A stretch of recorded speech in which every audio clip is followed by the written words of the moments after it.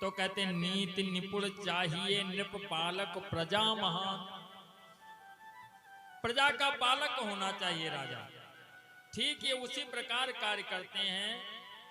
दिन में प्रजा की रक्षा करते, रात में भिक्षुक बन करके पता लगाते हैं, गुप्तचर बन करके पता लगाते हैं कि कोई दुखी तो नहीं है। एक दिन क्या हुआ कि ये दिग्विजय करने के लिए निकले, घोड़े पे सवार होकर के निकले। मन में सोचा कि चल करके जंगल में जो संत रह रहे हैं उनका भी दर्शन कर लें और दिग्विजय हो जाए। दिग्विजय करने के लिए निकले। अब ये जंगल में इतना दूर चले गए कि अपने सैनिकों से अलग हो गए। वापस हुए जब तो देखा क्या कि किसी के रोने की आवाज सुनाई पड़ी। आगे को घोड़ा बढ़ाया तो देखा कि सामने से एक गाय रोती हुई आ रही है। परीक्षित को क्रोध हो गया कि हमारे राज्य में गौ ब्राह्मण को दुख देने वाला कौन हो गया। गाय से वार्तालाप करने लगे कि आप कौन हो। इतने में क्या हुआ, गाय से बातचीत कर रहे थे, उसके पीछे से देखा कि एक बैल आ रहा है।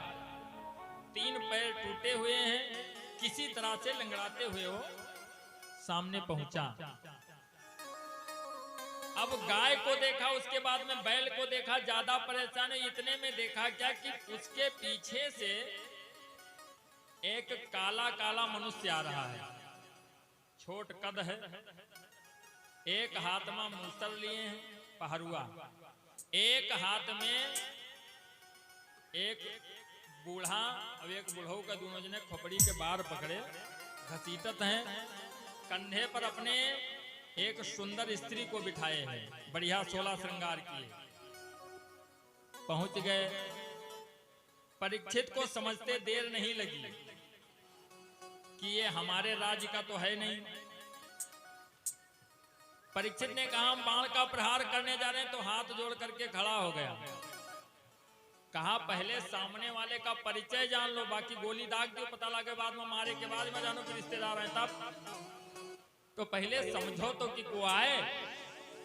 कहा बताइए। तो उसने कहा ब्रह्मा ने भेजा है मुझको और कलयुग नाम हमारा है। कहा हमें ब्रह्मा जी ने भेजा है, ऊपर से परमिशन लेके आए हैं। और यह बैल धर्म के रूप खड़ा, इसको मैंने ही मारा है। कहा ये बैल आए धर्म, ये मुझे शासन नहीं दे रहा था, इसलिए मैंने इसको मारा है। तो परीक्षित ने कहा जब तक हमारा शासन है तब तक ये धर्म नहीं जाएगा। तो कलयुग ने कहा हम इनके साथे रहिबो न करबे, कि धर्म रहा है वो कलयुग रहा, कहा न रहा। अगर आपके आदेश हुए तो जाइए हम ब्रह्मा जी से कह दे जाए कि परीक्षित हमको नहीं रहने दे रहे हैं। तो परीक्षित ने कहा जब ब्रह्मा जी ने भेजा तो हम लौटारी ना सीखे थे। कहा देखो जब तक हम हैं तब तक के लिए तुम्हें हम 4 कमरे दे रहे हैं, 4 कमरा दे रहे हैं, वही में निवास करो। कमरे कौन से होंगे? द्यूतम पानम स्त्रिया सूना यत्रा धर्मस्य चतुर्विधा। सबसे पहला स्थान जुआ मां, द्यूतम। दूसरा स्थान पानम, जहां पे मदिरा बनती हो, बिकती हो, पी जाती हो, हुआ कलजुग। तीसरा स्थान जहां पर हिंसा होती हो, और चौथा स्थान जहां पर स्त्रियन के परपंच हुए। 4 स्थान दिन जैसे रोवे ला कहे तो ना कल्याण हो। बड़ा परिवार ले हम, एक स्थान को और दे दियो। तो परीक्षित ने कहा स्थान तो दे देंगे, लेकिन पहले अपन को क्वालिटी बताओ कि तुम्हारे अंदर खासियत क्या है। तो कहा हमारे अंदर खासियत है, बहुत बढ़िया खासियत है। कौन सी खासियत है? कि कलयुग केवल नाम आधारा, कलयुग केवल नाम आधारा, कलयुग केवल नाम आधारा। सुमिर सुमिरी नर उतरहि बारा, सुमिर सुमिर नर उतरहि बारा, सुमिर सुमिर नर उतरहि बारा। जो करोड़ों युगों तक तपस्या करने से जो फल नहीं मिलता था, हमारे समय में सिर्फ नाम लिए और पार हो जाए, मोक्ष हो जाएगा, कल्याण हो जाए। अरे परीक्षित प्रसन्न हो गए, कहा ये तो बहुत बढ़िया क्वालिटी है तुम्हारे अंदर। कहा अब एक स्थान तू अपने मन से मांग लो, जौन मांगी हो तो दे दे, इतना प्रसन्न हो। तो कहा एक स्थान हमें सोने में दे दीजिए, स्वर्ण में। कहा ठीक है जाओ, दिया। अब जैसे इतनी कथा हुई तो सौनक जी बैठे हुए थे, सूत जी से कहा ये बताइए कि सोने में तो भगवान का वास होता है और कलयुग फिर कहां रहता है?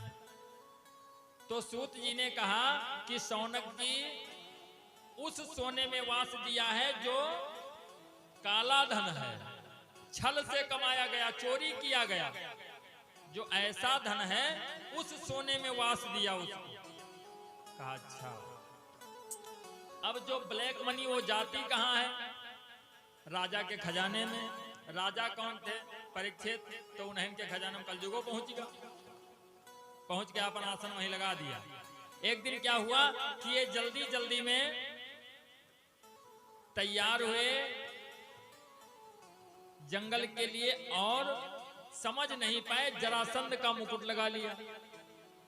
अब जरासंध के मुकुट में कौन बैठा? कलयुग। जरासंध का मुकुट लगा करके ये जंगल में पहुंचे तो इनकी बुद्धि भ्रमित हो गई। कहा है कि कहा भैया तो ऐसे पर कलयुग बैठा है, तो वह दशा राजा के ऊपर। इनकी बुद्धि भ्रमित हो गई तो इनको प्यास लगी। जब प्यास लगी तो सोचा क्या करें। अब घोड़े को दौड़ाया तो कभी उधर जाते, कभी उधर जाते, कभी उधर जाते। फिर ये घोड़े पे सवार होकर के पहुंच गए समीक के आश्रम में। समीक जी बैठे हुए ध्यान अवस्था में और ये पहुंच गए।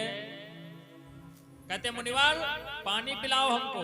तो समीक जी ध्यान में इनके बातें नहीं सुन रहे हैं। अब ये सोच रहे हैं दो चीजें होती हैं, असली का अगर नकली मान ले हो तब वो दिक्कत, और नकली का असली मान ले हो तब वो दिक्कत। प्रतापवान रामायण में प्रतापवान नकली का असली मान ले तब वो फंस गए बेचारे, और आज परीक्षित असली का नकली माने जा रहे हैं।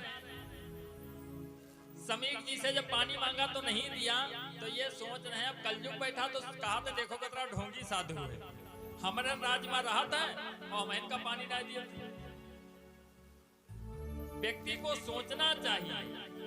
अभी थोड़ा है कि हम दरवाजे पहुंचे तो कहीं भैया एक रुपया पानी पिया दो, ना पियो तो शराब दे जाओ।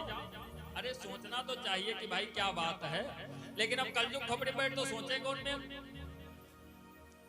दिमाग काम ही नहीं कर रहा है। कहते मुनिवार पानी पिलाओ, आंखें नहीं खुली तो कहा बड़ा ढोंगी है।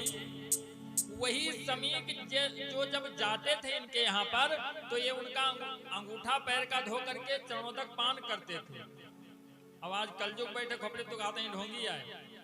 अब नीचे उतरे तो हमें प्यास लगी है, अगर पानी आपने नहीं दिया तो हम पानी ढूंढबे। भाई हमको पानी खोजना चाहिए, लेकिन ये पानी ना खोजें। ये घूमे लगे इधर उधर तो एक मरा सांप पड़ा रहा क्यारी में, सुखाएगा रहा कई दिन के रहा, बस वहां मिलेगा इनका। तो कहीं अब चलो उठाया धनुष से और कहा चलो बाबा गटे में लपेट दिए।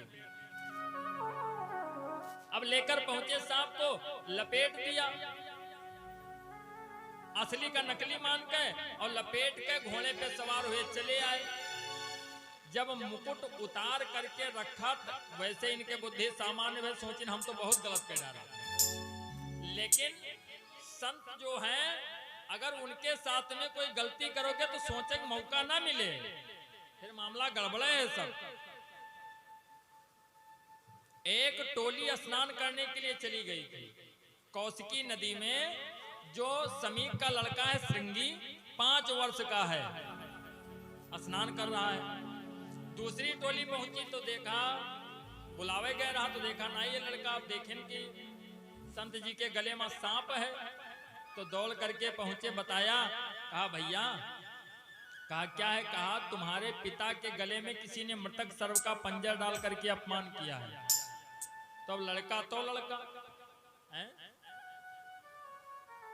कहते लड़के जिधर देखो उधर लड़के। अब उनका क्या बता, एक बात आई सुनते चले। एक ट्रेन में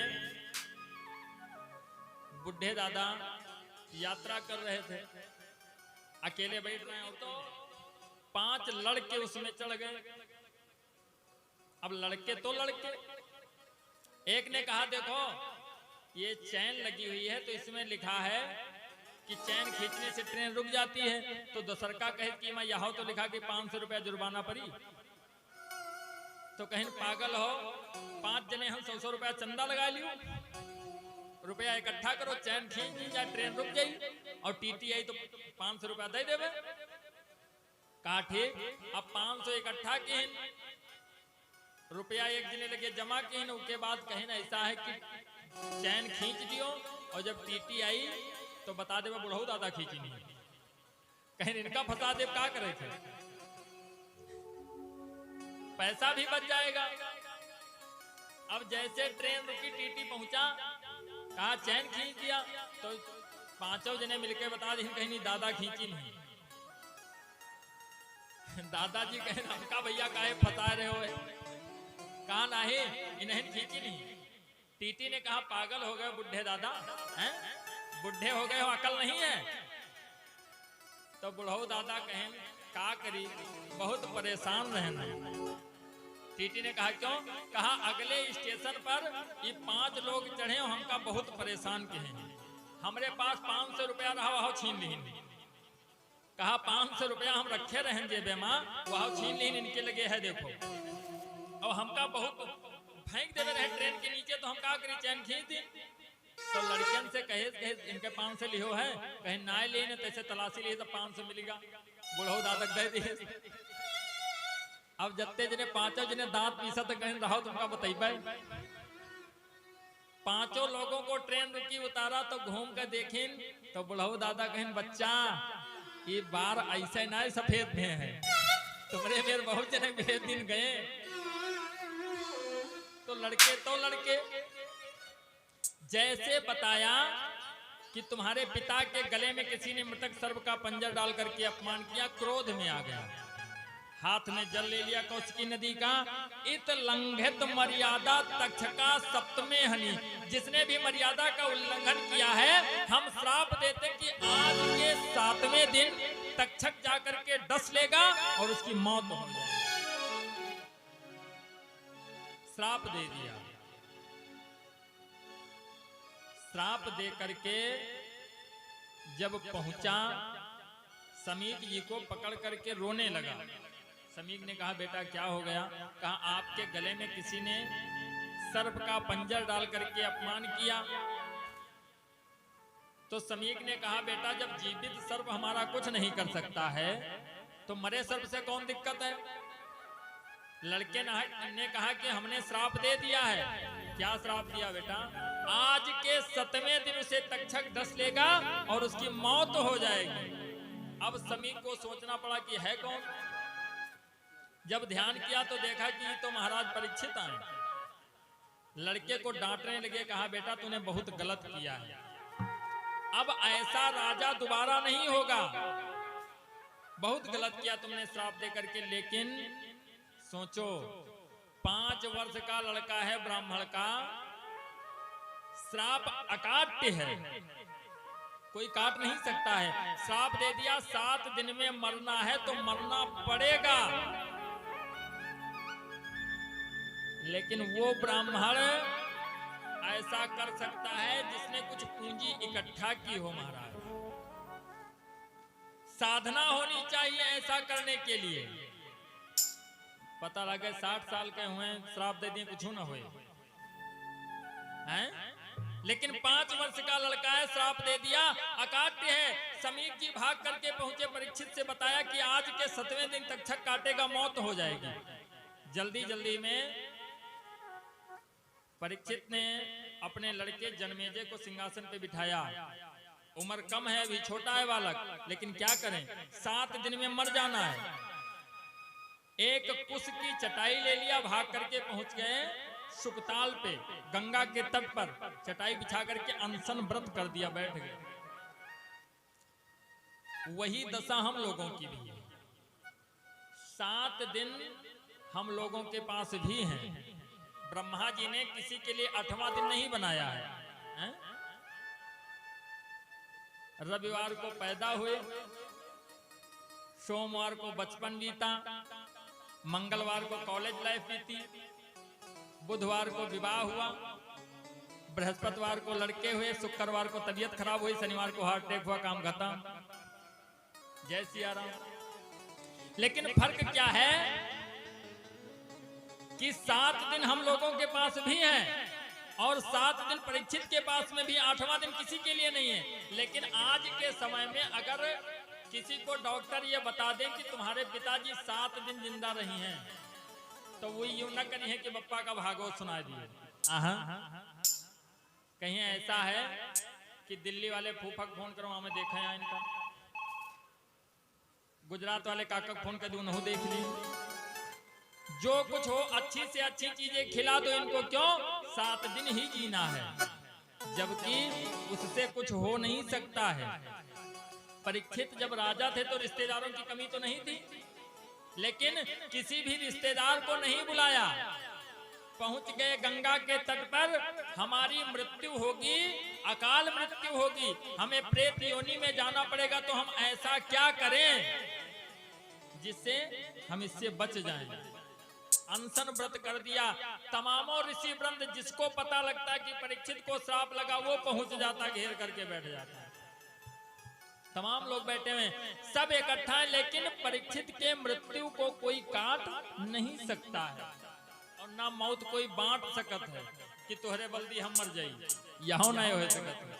जिसकी मौत है उसी को मरना पड़ेगा महाराज। सब विचार कर रहे हैं कि क्या हो, कैसे इनका कल्याण हो।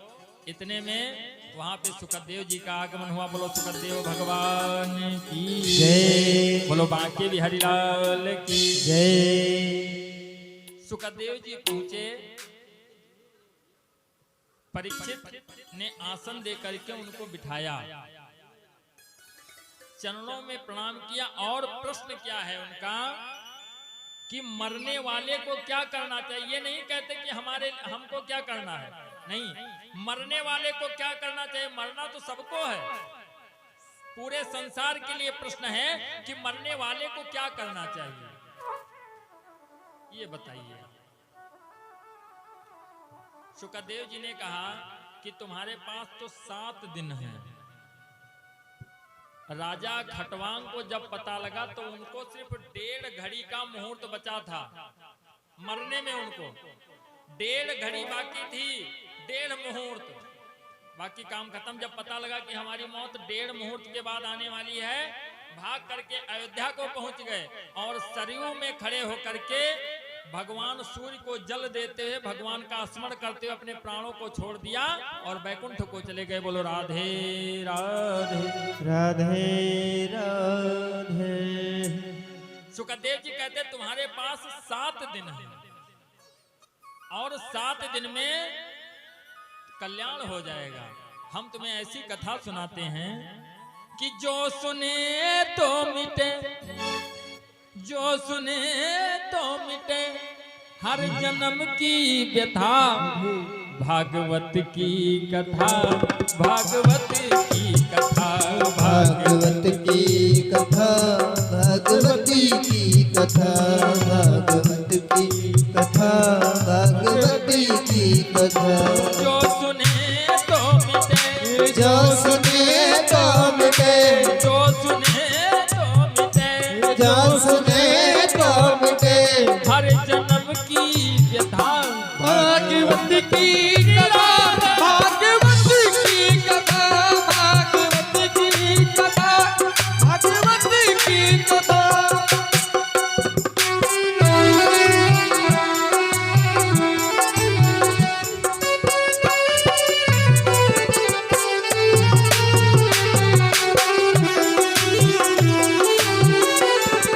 की कथा। भागवत सब पुराणों का सरताज है, भागवत सब पुराणों का सरताज है, भागवत सब पुराणों का सरताज है, भागवत सब पुराणों का सरताज है। इसमें जीवन को जीने का अंदाज है, इसमें जीवन को जीने का अंदाज है, इसमें जीवन को जीने का अंदाज है। कृष्ण की मूर्ति है उनकी आवाज है, कृष्ण की मूर्ति उसकी आवाज है, कृष्ण की मूर्ति है उनकी आवाज है। ओ कृष्ण की मूर्ति उसकी आवाज है। तत्व ज्ञानी ऋषि, तत्व ज्ञानी ऋषि व्यास जी ने रचा भागवत की कथा, भागवत की कथा, भागवत की कथा, भागवत की कथा।